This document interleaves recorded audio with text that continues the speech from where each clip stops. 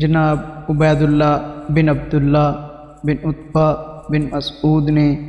حضرت ابو ہریرہ رضی اللہ عنہ سے روایت کی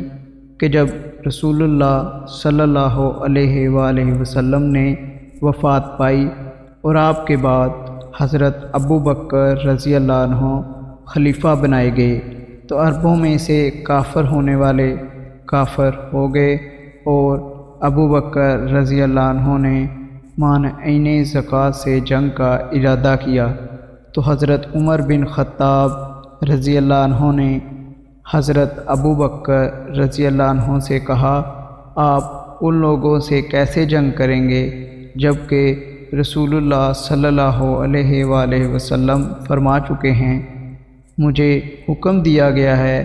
کہ میں لوگوں سے لڑائی کروں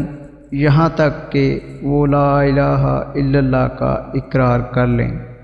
بس جو کوئی لا الہ الا اللہ کا قائل ہو گیا اس نے میری طرف سے اپنی جان اور اپنا مال محفوظ کر لیا، علاج یہ کہ اس لا الہ الا اللہ کا حق ہو اور اس کا حساب اللہ تعالیٰ پر ہے۔ اس پر ابو بکر رضی اللہ عنہ نے جواب دیا، اللہ کی قسم میں ان لوگوں سے جنگ کروں گا جو نماز اور زکوٰۃ میں فرق کریں گے، کیونکہ زکوٰۃ کے مال میں اللہ کا حق ہے۔ اللہ کی قسم اگر یہ لوگ اونٹ کا پاؤں باندھنے کی ایک رسی بھی روکیں گے جو وہ رسول اللہ صلی اللہ علیہ وآلہ وسلم کو دیا کرتے تھے تو میں اس کے روکنے پر بھی ان سے جنگ کروں گا۔ اس پر